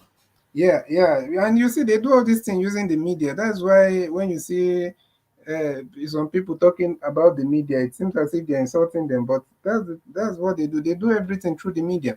So now, if you like, to you now, I don't know the statistics, because I don't know between the Yoruba Muslims and the Yoruba Christians, what is their uh, I would say it's an equi split. I think there are more Christians than there are Muslims in Yoruba land, but I yeah, I don't also think think so. significantly so. It's just almost that makes no difference, 50-50. I also want to think so, but there was some years ago, I don't know, like 2 years ago, I saw like a statistic saying something 60-40. I don't know. Maybe To it has whom? changed To now. whom? To whom? Muslims having more, I mean, having I the wouldn't almost. say so. All I Uh, see is Christian. Maybe it's because I'm Christian and that is where I gravitate. But all I see, there's churches everywhere in Yoruba land. You always go to the pastor. mm, Everybody, you can't go a street without seeing three, four churches. All over oh, Yoruba land. yeah, it's funny. Did you even see that video? I was so shocked. I was a bit, you know, a bit disappointed, because I know how I usually say that no, I usually tell people Yoruba Muslims can never. I saw this video of you saw it also, the video You of mean the flogging video? yeah, yeah, I could not believe that, because that's not Yoruba Muslims kind of, No, but that's a pattern. Muslim sort of. You make that association with Muslims, don't you? That's what you saw in that Yeah, clip. yeah, That yeah. is how you say Muslims. Yeah, no, but I'm saying that okay, maybe that's what I'm telling you, that this religion thing is getting these people, and you see anything that makes you not to recognize. As much as I love Christianity and I love, do you know if any um should I say, non-foreign kind of Christian comes and tries and start to tell me that don't be with this person, or because they are not with, or do this to this person. I will tell that person I love God, and I believe in Jesus Christ, but you see, I will not buy that, because we need to understand that this thing is not all, the religion is not all of it, that's, I don't know, but black people, I don't know what our problem is, honestly. We've just carried this thing in our head. I have an example of that space that you're speaking to in CBD. I go to Redeem Church, and every year the superintendent, the superintendent of the church, which is Adeboye, he comes, Yeah, and then they have this big convention. So there's a time that he came. They have it in Excel Center somewhere. So he had this time he came, and this guy then from the Israeli embassy or this Israeli government, he then came to mount the rostrum, and it was just because he thought he was speaking to a Christian gathering, and it just went on for hours with just this anti-Palestinian rhetoric. And I am for Palestine. I am not for Israel. I'm not for land grabbing, and I'm not for the savagery that is going on there. But he thought, because he thought there was a natural synergy between his Jewish faith and us gathered there, and he felt then emboldened to vest upon the Palestinian, which I think I worked out actually. Nobody will see me walking out because it's a full auditorium, but I wasn't comfortable and I walked out. I recall, or I would like to imagine that I did. So yes, I agree with you on that score, in CBD.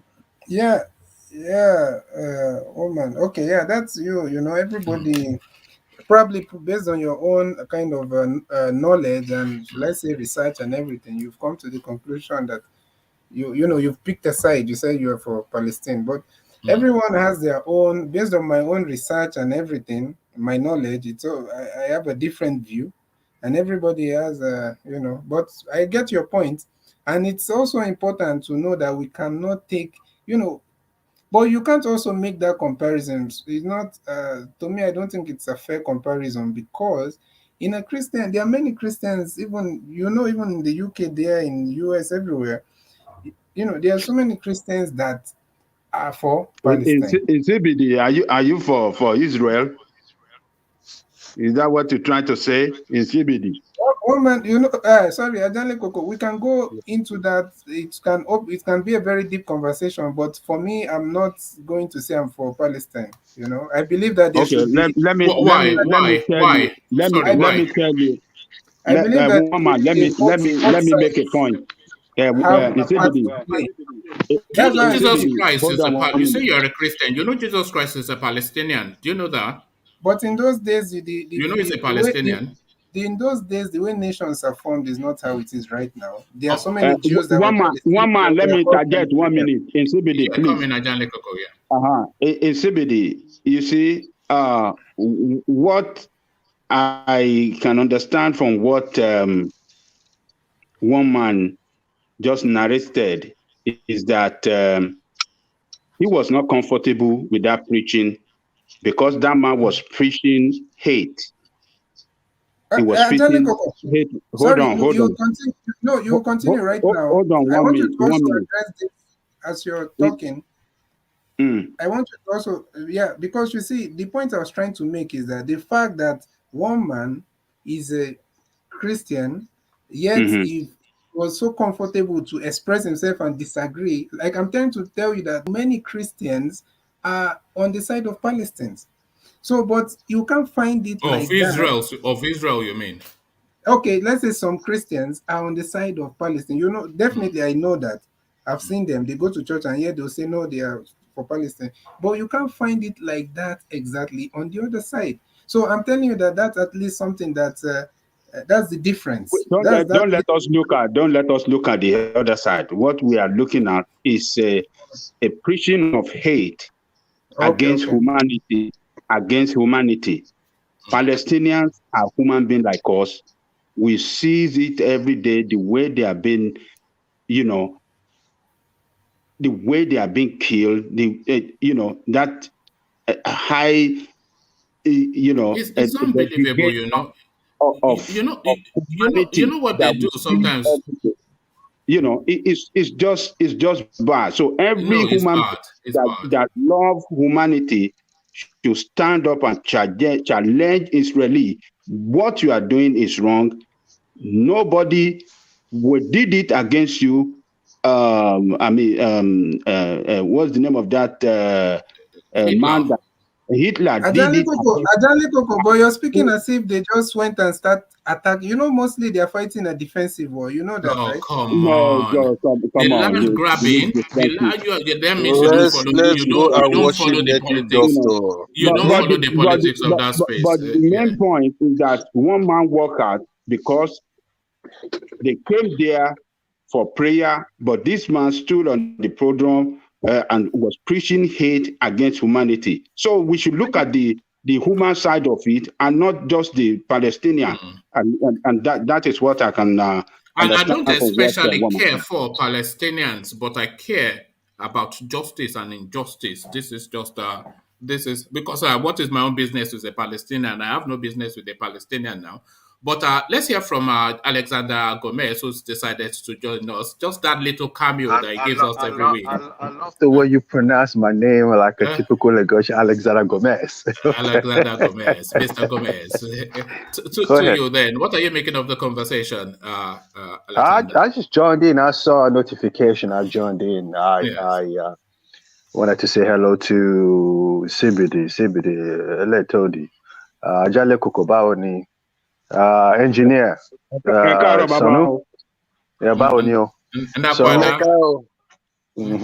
So, what are the topics of discussion this morning? No, it's just a myriad of it. There's this now organization that calls itself Muric that says that the Muslims would not vote for a Christian presidential candidate from Yoruba land.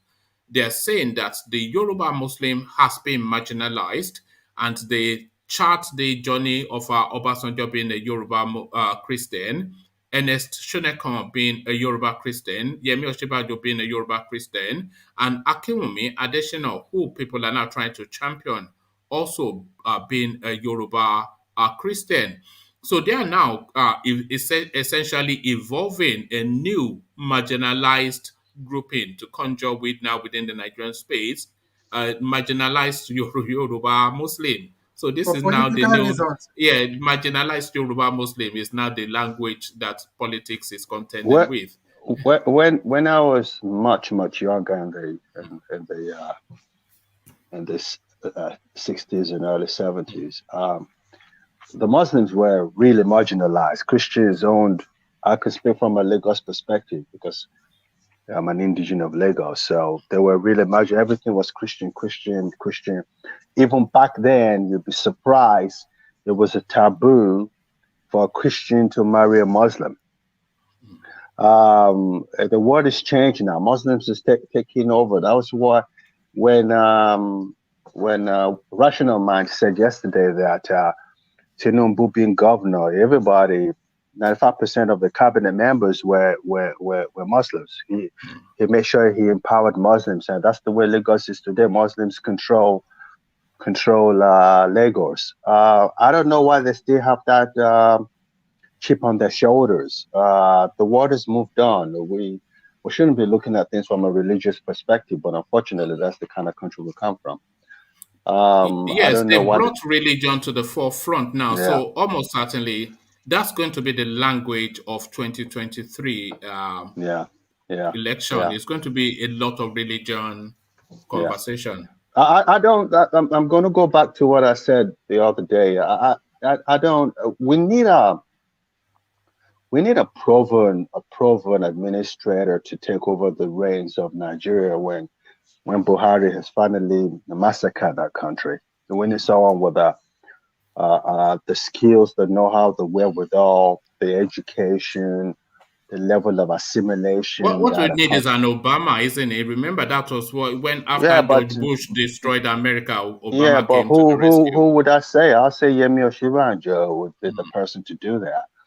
But Yemi, professor, I mean, be Yoruba, I don't want to call him by his name, but the professor would not vie for that position if Tinubu is still going for it.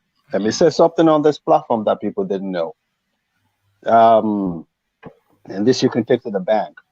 What's his name? Buhari wanted Fashola to be his vice presidential candidate. But the almighty Tinubu canceled it and put Yemi there, Professor Osinbajo there. He has a lot of, he respects the professor a lot. He respects him a lot. So if he doesn't go, I think the professor will be the presidential candidate for APC. You know, and I don't think he's as stupid as people make him out to be. He's just been an Ijebu man. Ajele Koko should know that. He's just been an Ijebu man. He knows what he's doing. When you give him the chance, you see the other side of that guy. That guy can be brutal. You know, you have to understand that. Yeah. But like you Yes, guys said but yesterday, he's that is just the being thing. loyal to his boss. Yeah, but that's the thing. Does he have a killer in him? Because you need to have like a killer in you to be a president. Doesn't have steel.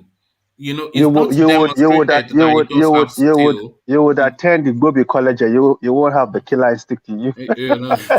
You know, because we don't, because it's very nice. It's good for the international scene for us to send them to America to go and out English them, and we Yeah. can go and have tea with the Queen, and they can do ho ho ho. No, he But when has the it comes ball. to making the hard, can he go No, hard?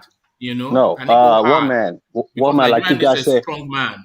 That's No, what I like you mean. guys say in England, he has the balls to do the job. Trust me, he does. Mm. He's just been. I understand what he's doing. It's just been a typical Yoruba man. It's I can relate to wily. what he's doing. Yes, It's been a fox. yes. Yes, all right. He can be brutal if he's given the chance to. He can be. He's not as stupid as people make him out to be. So that's that. Alexander, we were also speaking to the moral decadence in Nigeria. We were citing this example of this chap in Kaduna State, a tricycle transporter who, as a last job, picked up a lady. The lady forgot her bag in his tricycle. He found, amongst other things, 100,000 naira in that tricycle in that bag. So then the lady made an announcement via their local radio. He returned the money. The lady gave him a reward which he tried to reject but was forced on him. Eventually it took a small reward and it went with his head held high and his conscience clear.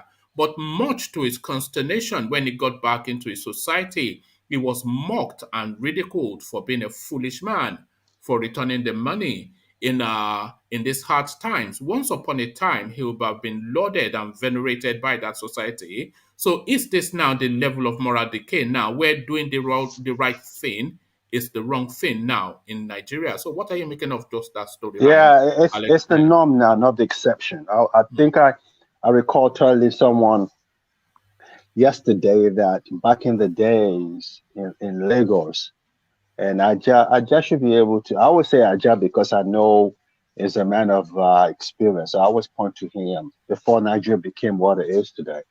Back in the days, as students, if someone in your neighborhood sends you on an errand, and you run an errand, they come back and they want to give you maybe Toro or Kobo or whatever, you dare not take it because it was a no at the time. But these days, if you send someone on an errand, they expect a reward at the end of the day. That's the Nigeria we find ourselves in. And you see, the corruption is trickling down, unfortunately, from the upper echelon to the working class. So what they're doing now is they're looking for the opportunity to go over there and enrich themselves too. So it's a cycle, isn't it? Unfortunately, that's the country we are. We have to change our mindset. If we don't change our mindset, a wonderful country like Nigeria would only go down the drain because of the mindset of the people. I said that before. So I'm not surprised they're saying that. I really am not. And just to the question that I put to, in support of what Brother Gomez has said now, we were even taught moral instruction in school. Mm-hmm. Mm-hmm. We were taught moral instruction in school. Mm-hmm. In school, how to behave and do well and do good to your society, do good to others, and don't steal. This is what you can become if you do bad. This is what you can become if you do good. All those, at the elementary school, we were taught all of these, and it helped as we were growing up. But I don't think they teach them moral instruction in the school anymore. I'm not sure. No. Alexander, just to add to that, just to the question that I put to Ajanle Kokoan and CBD on this same talking point, just by your assessment, do you think the average Nigerian, just the everyday Nigerian, do you think he's honest or she's honest or dishonest? No. Nigerian honest or dishonest? That's the easiest question I'm going to be posed to answer today. No, by our very DNA, we're very corrupt people. Really? We are. Wow, no, we are. We are. No. We are. We're very corrupt people. It's in the DNA. Thank you. You know, if you look, I think I'm holier than thou. If you put me in a position in Nigeria, I'm sure I'm going to reach people around me. You know, you're not going to say, I know someone who did it and regretted it for the rest of his life. We are, by our very nature, a very corrupt people. That's who we are. We're not Ghanaians. We are Nigerians, and we have this level of sophistication and love expensive stuff that we have to do. We have to do things out of the ordinary to be able to satisfy our desires. So we are. If we want corrupt people, Nigeria won't be where it is today, would it? You know, it won't be where it is today. You know, I'm surprised. I would love to believe the opposite, and I do believe the opposite, that the average Nigerian would always do the right thing. But you disagree. Ajale Koko disagreed, and certainly Engineer does not agree either. But, if you can't beat them, you know. So thank you, Alexander. Let me go on to Engineer. Yeah, have a good day. So thank you, Alexander. Always a delight to see you. So engineers, just to this now. Where am I taking you? The back and forth between what's his name, the Minister of Information, and the Governor of Kwara State. He said, she said, but in between he's saying and she's saying, 100 million naira has disappeared. So what are you then making then of the Kwara State Governor accusing the Information Minister Lai Mohammed of theft, stealing his 100 million naira? What are you making of that? Well, greetings to everyone. I must be honest, Kwara State Governor should stop accusing a professor, if I should start from there, because a professor is always a professor. He's good in what he's doing. He signed for his job title, and he is delivering what he's meant to do to Nigerians. So pointing finger or accusing our professor, I'm not really happy with that. I must be honest. Because when you come... Do you think that guy is the best amongst the Buhari administration in terms of carrying out their brief? He is absolutely perfect. He's awesome. I'm telling you, he's good. Because for doing their job, he seems to excel at his own job. He deserves award, you know. I must be honest with you. The man deserves award. He deserves award. He's a dangerous man. To tell you how good he is, if you see the way he speaks, there is no day his voice crack. He speaks very good. He speaks perfect. So these are the kind of people Nigeria needs to come and take the job, sign for it, and deliver. That's what he's doing. And if he wants to pocket anybody's 100 million, he can pocket it. If you are stupid enough to let somebody come to give you money, one man, are you not gonna take it? You take it, isn't it? Look at that. You take it. Oh yeah. Let me put up my super chat. See if that will happen. But you know, in Yoruba land, we say "Tobare se ashibire tobu." You know, that is the thing.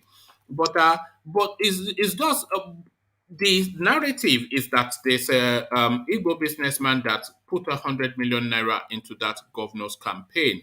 So of course, Igbo land a vast distance from Kwara State. So what exactly is the intention of that 100 million naira that has now been disappeared? So what do you think the Igbo man was after by donating 100? Igbo man, he has too much money. There's money. There's otali. That's what we call otali. He has too much otali. Otapio. So what will he use it for? You understand? There are so many of charity work, $100 so million many of our Igbo brothers in that territory. He didn't push that money for them to develop some part of skills they're doing. He decided to go and give a professor. What do you expect? But that just opens up that underbelly. We've always known that all these undercover deals are going on, but that opens up that space now. So, of course, this businessman, forget his ego, let's just call him businessman. This businessman donates 100 billion naira, to a campaign of somebody that is gunning for a key political post. So it's not an act of charity. That is a business deal, isn't it? And you are putting 100 million naira down to get minimum a billion naira, if not tens of billions of naira. Just go in there, open up the treasury, and let me come in. Essentially, is what that 100 million was for. But something we need to realize here at the end of the day, right? We still have people like, if you are Nigeria as of today, the way it is, if you want to join the uniform, whether the military or the whatever, remember, you will pay money. You pay money. This is how the system of Nigeria has turned into, that people with what you merit is not what you get. But you have to. Right, and now they pay money. Officers in police and this thing for their uniform, for their food, they pay. You have to pay that bribe before. Even in the civil service, you pay to come in. You pay to get promoted. You pay. There was a time they said the immigration. I think I was in Lagos then. They said the immigration they're recruiting. They need 300 people, but the crowd that came there more than 3 million. You understand? Because the Lagos State stadium was full, was packed. Some people were killed during that process. Thank you. You were good. Some people were stampeded. So imagine 300 and 3 trillion. They came out. And the same thing, people will pay money and they will pay the same money and the money will still go. This is what is going on. It's ongoing something. I still give an example with myself. I told you what they did to me in Unilag. I told you, still, I passed JAM, I passed aptitude test. First batch, second batch, they said I'm not indigent, blah, blah, blah, blah, blah. Third batch, they said pay 100,000 naira, which I paid. Up to date, my name didn't come out. So it's ongoing something that... But how do you know that your name has still not come out up to date? Do you check the space every year to see if your name has finally come up? One man. Yes, how can somebody will go and write exam? They need 250 and you have 252. First badge, your name didn't come out. They said, "Oh, you are not indigenous of Lagos because I'm not Yoruba."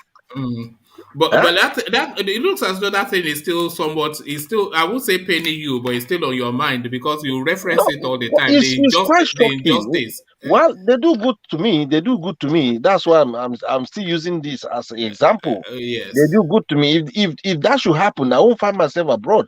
I won't find myself studying. I won't find myself having the qualification I have. Yeah. Oh, someone is saying I pay bribe. I have to pay. If you can't beat them, you do what? You join them. This is it. You understand? I paid, but still, my name didn't come out. So but it's a good thing they did to me. I must be honest. I will use that as my reference every single day I talk when something come out in that area. All right, engineer. Have you spoken to the Muslim? Saying that this Muric organization saying that if a Yoruba Muslim is not put on the tickets, then the Yorubas will vote against whoever is there. So it says why Muslims won't vote for any party presenting Yoruba Christian as presidential candidate. So essentially an anti-Osinbajo piece. So Muric saying this. That guy, that guy that wears the funny thing on his head, he's the one. Yeah, one man. You live in abroad. I believe today you can testify or you can analyze how the Muslim abroad and Muslim in Nigeria they behave. The ones in Nigeria, it's only God that will rescue us. Honestly, out of 10, let's say 6, 7. You understand? Because what is happening currently in Nigeria, honestly, is a kind of like is something that one needs to sit down and look again. And this is all down to, if you like, you these days you can't get what you want. You can't go and find job and get what you merit from whatever you study. But today, as of then, it's just godfatherism, religion, and the rest. I keep telling people, best solution in Nigeria is everybody should start worshiping native doctor. I believe native doctor don't depend on, oh, this one is Muslim, or this one is Christian, or this one is Olumba, you know. That's just the best thing, the best solution that will sort. Look at what you said. Olumba will tell you that he is a Christian, you know. They claim Christianity, Olumba. So the best thing is people Olumba, should, if at the end of the day, the Muslim and the Christian will be having this kind of issue, best thing is for people to go and change to worship native doctor. You know, native doctor will advise you, will give you the best solution to your problem. All right. Engineer, they are going after you. They says, engineer, you paid bribe to cheat the system, but you were conned instead. Laugh out loud. So there you are. You see, you were expecting sympathy, but you are getting a flogging. Also, so there it is. And people tell me that Nigerians don't have a moral upstandingness. So this is moral upstanding from Nigerians. So thank you, engineer. I'm going to round it off here because today I'm determined to cap it at 2 hours, and we're 4 minutes from that. So I'll take closing remarks from you, and then Aseba Ajanle Koko. So, engineer, just a few more words from you. Okay. Before then, let me quickly give 1 minute talk regarding the guy that paid that returned that money to that lady.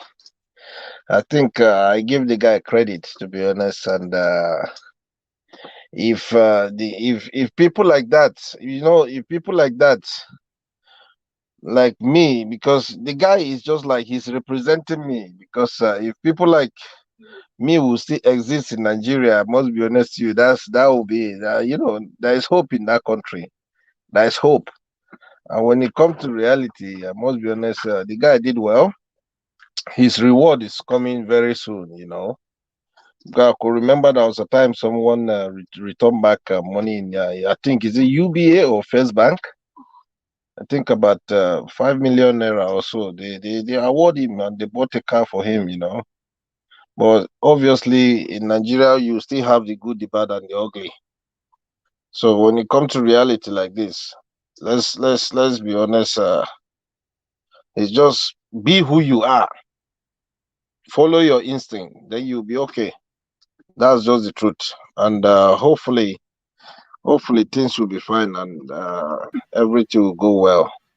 And like I said, one man, you promised you do that stuff last week, but unfortunately you didn't get back to the platform. What stuff? Based on at least we need to. Oh, you mean the charity something? Yeah. Oh, you know, engineer. Even though I always put super chat on the platform, I don't really like to. You know, I like to be able to tell people to get lost if they get on my nerves. You know, and when you start to involve money, you lose the effort of. You know, I don't like to go after people. Money. You're not going after no. I just want the conversation. You know, not, you know. You are not going after nobody. At the end of the day, what you're doing, this is what I will say. I don't think there's any Nigerian man that is doing the same thing, this kind of platform that you set, because your platform is welcome every part of the world, and your platform is not something that I would say people will say, no, it's only this one tribe that they're always there. You understand? Your platform is a platform whereby everybody will come and speak English, speak broken, speak any language that people will understand. You understand? So it's something that is uniting Nigerians, and it's something that also people who need advice, who need to know what is happening in that country, maybe due to the fact that they don't watch news and the rest. But with this platform is kind of like generating, I can see is generating like a success in that country, and is contributing to Nigeria economy. All right, So there thank is no you. harm in that. I must be honest to you. All right, thank you, engineer. What the engineer is saying to you is that you should all be using the super chat as he does, so that that you can do. So I can use your money to go and buy what is that thing that we drink? Origin, yes. You know, you know that thing that you chew, and you were telling me you eat it every day. Oh, It's bitter cola. we call it orogbo in Yoruba land. I bought it the next time I went to an African shop. I saw it, and then I was reminded of what you said, and I bought it. So Yeah, that's now, it's really good. yeah, that's now It what I'm builds your trying to. immune system, But yeah, and also all this kind of like waist pain, back pain, and the yeah. rest and co. It helps a lot. It helps a lot. No. What I am actually looking for is something that will help me lose weight, which a lot of people will say eat less and exercise more. But I thought it would be the No, magic. the best thing if you want to lose weight, one man, remember you have to take lime with water every morning and before Yes. bed. And also what you need to do again, you see, like you do drive, I believe, what you need to do is just take a walk, a long distance walk and come back, honestly. And make sure it's just once your belly is empty, keep drinking water. That's it. Don't eat that much, but just keep drinking water. You see yourself, you'll be like, wow, that's for real. All right, because my wife is after me. She even went and bought trainers, just to, and then she puts the God trainers in bless Can her. I, can I, God the. bless her. can I tell you one secret, one man? Yeah, go on. Yes, just like engineer said, you eat less and you stop. I don't know whether you eat snacks in between food. I do, but the funny thing is, I probably only have a meal a day, because I'm not really that much of a food eater, though, like you Ajale said, Coco, if you see one biscuits man at and water. night, if you see one man at night go off screen, forget. Yeah. Just forget. So, It's going to grab it. yeah. So you have to stop all these snacks entirely. You have to stop it, and then you have to cut off eating bread. Cut off eating bread. Anything with bread, sandwich, and all this. Don't put me on salad. I can't eat leaves. I'm not a goat. Only goats. No. Eat You leaves. don't. No. Eat our local food, our Nigerian food. Just eat them in a small quantity, not too much. But cut off bread. Cut off bread try it for a month. And eat you will fish. see a lot of changes. And eat fish, cut off meat, cut off chicken, just eat only fish, or and eat just twice a day, in the morning and in the night. Cut off the lunch. You'll be like Ajale Coco shape. I'm telling you. No, Ajale Coco is just genetics, isn't it? Yeah. And if you want to eat your snacks, maybe banana, like engineer. You eat banana just banana eats engineer and alcohol. Instead of cookie, and do away with all these sugary things like juice or soda. Cut them away. Soda drink, juice, don't drink them. Then bread, sandwich. What does that narrow me to? Salad and water. Salad and water. Not salad and water. I mean, you can eat bread. I mean, you can eat rice, little rice, beans, dodo. You can just eat regular meal. Don't eat anything that look like all those what do you call it? Like fast food. Any fast food, don't go for any fast food at all. Those one are poison. They kill. All right. Sandwich, cut them away. Don't eat them. Don't eat bread for like 1 month. You will see a lot of changes. You will go down and just eat your banana as just snacks. Anytime you feel like, just eat banana and keep drinking water, just like engineer recommended, and eat just twice a day. Twice. All right. All right. Thank you, gentlemen. Okay, thank you. I want to advise you. Anytime in the night that you closing the platform, always close your screen. Yesterday I was visiting with my child when we were talking. When I came back, I saw you already closed the platform. You already ended the show, but your screen was still on. and you are sweeping the floor. It looked like you took off your shirt. I said, look at one man. Oh God! Is that up? Is that up on the? Yeah, he was showing. So always close everything completely. Shut everything down every night. You don't know. Look at that. This is what I was warning against. People will be watching it. One man is showing his six-pack. So my six-pack. So there you see what I'm talking about, Ajale Coco. Just you know, that just how fat I am. What? So just make sure you shut down your system entirely when you end, because whatever you are saying. Let me see if that is still part of that. Look at that! I'm sure you would have had a good laugh at my expense, Ajale Coco. That look at this fat boy, Okay. And then one man was sweeping floor. He took out his shirt and said, wait till they happen. This shirt don't say. This man no shut down. See this man now. All right. Fortunately, it's not. Unfortunately, it's not. I don't think it's part of the recording. So that might well be because you were in the. That was why. Yes. Okay. Yeah, you see, I do my own domestic chores. Do you do your own domestic chores, Ajale Coco? Do you do domestic chores? I tell you, I got just I was helping my child to fill his scholarship this thing online. Yeah, so I was giving my income and everything. And when I said, okay, let me switch back, I said everybody has gone. But I was hearing I said, what is it? And I saw one man sweeping the floor. He took out his shirt. I said, Kilele, I didn't conga. Look at that. And you look umbale. Look at that. Okay. Okay, good. So but the thing is always make sure you shut the system down when you enter the school. It's the funniest thing, you know. I keep warning that we will see something that we are not meant to see, but I am that thing now that we are not meant to see. At least you're the first to open the show, so one day we'll see Ajale Coco too. So there we are. Okay, thank you, gentlemen. Let's run it off there to reconvene for later. So Ajale Coco has now thoroughly embarrassed me. So let me go. Let me just talk before Ajale Coco. One man. Go on. Yeah. I'm currently in Manchester now. Okay. How I wish I have a beer or. Oh no! So I can go say hello because I'm going back to Birmingham because children are. I think Bia is in London, is she not?